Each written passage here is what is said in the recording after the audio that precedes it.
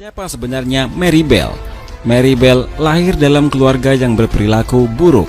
Bahkan sejak hari pertama ia menghirup udara di dunia, ibunya telah berucap, "Jauhkan benda ini dari saya." Betty MC Cricket, nama ibu Mary, berprofesi sebagai prostitusi spesialis sadomasokis. Ia seringkali pergi meninggalkan rumah untuk bekerja hingga ke Glasgow, Skotlandia. Ketika mengandung Mary, ia tidak tahu siapa bapak biologis anak tersebut. Kebengisan Betty amat sulit diterima akal sehat siapapun. Ia seorang alkoholik ekstrim dengan kondisi emosional yang tidak stabil. Salah seorang kerabat dekat keluarga mereka bahkan memberi kesaksian Betty beberapa kali mencoba membunuh Mary. Tercatat ada 2 percobaan pembunuhan berdasarkan kesaksian tersebut. Pertama ketika Mary terjatuh dari jendela, dan kedua ketika Betty memberikan obat tidur kepada putrinya itu yang ia sebut sebagai permen. Sadar ia selalu gagal membunuh Mary, Betty akhirnya memanfaatkan anaknya tersebut untuk menambah pemasukan. Ia kerap kali menjual Mary kepada para kliennya yang pedofil. Mary menyebut sejak usianya 4 tahun, ia sudah dipaksa ibunya melakukan kegiatan seksual kepada laki-laki dewasa. Dengan segala bentuk penganiayaan, baik secara fisikis maupun fisik yang diterima oleh Mary sejak kecil, ia disebut mengalami kerusakan prefrontal cortex, sebuah area krusial di dalam otak yang mengatur perencanaan perilaku kognitif, ekspresi kepribadian, serta mengambil keputusan, termasuk cara memahami perilaku sosial. Ini kerusakan umum yang sering ditemui di psikopat manapun di seluruh dunia. Teman-teman Mary di sekolah sering melihat dirinya mencekik berbagai hewan yang ia tangkap.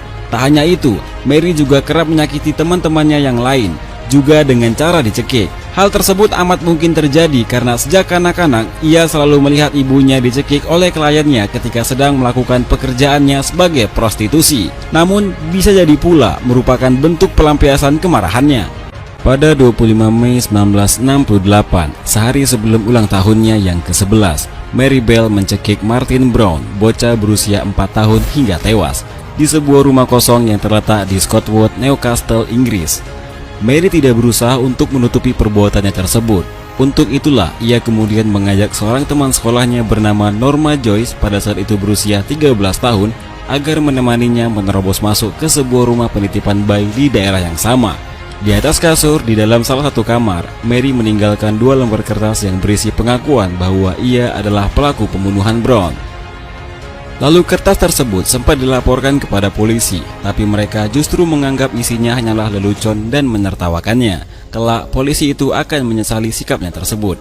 Sekitar 2 bulan kemudian, Mary kembali menghasut Norma untuk melakukan kejahatan, namun kali ini levelnya berbeda. Norma memahami hasutan tersebut sebagai bentuk bakti seseorang penggemar kepada idola. Ia pun menurut saja turut serta dalam ide gila Mary. Mereka lalu segera menentukan korbannya, Brian Howe, bayi berusia 3 tahun, anak dari salah satu seorang keluarga di area perumahan mereka di Scotwood. Pada 31 Juli 1968, Howe dibunuh oleh Mary di sebuah lapangan kosong juga dengan cara dicekik. Mayat Howe lantas mereka tinggalkan begitu saja dan kedua anak perempuan itu pulang ke rumahnya masing-masing. Namun berselang beberapa jam kemudian, diam-diam Mary kembali menyambangi mayat Howe sendirian dengan membawa sebilah gunting dari rumahnya. Dengan sikap tenangnya, ia mulai melakukan kegilaan yang mustahil dibayangkan siapapun.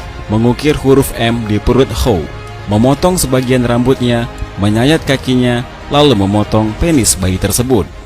Kematian Howe dengan cepat membuat gempar seluruh orang di Scotwood.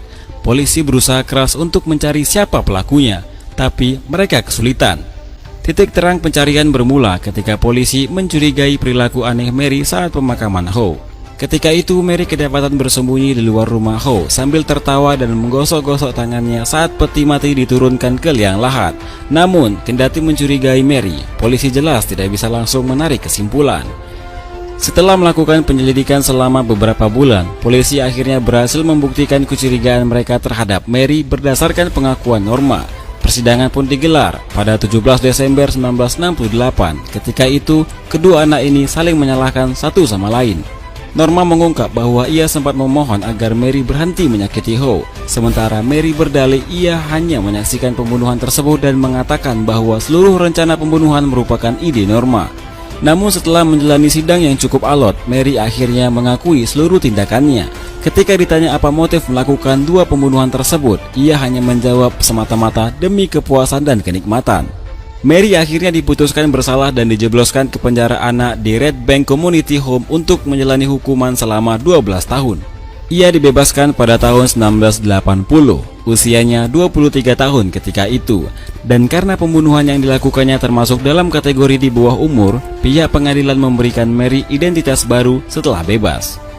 Dan pemirsa, itulah tadi kisah Mary Bell, bocah pembunuh berantai paling sadis yang menggemparkan Inggris. Terima kasih sudah menyaksikan video ini, dan sampai jumpa.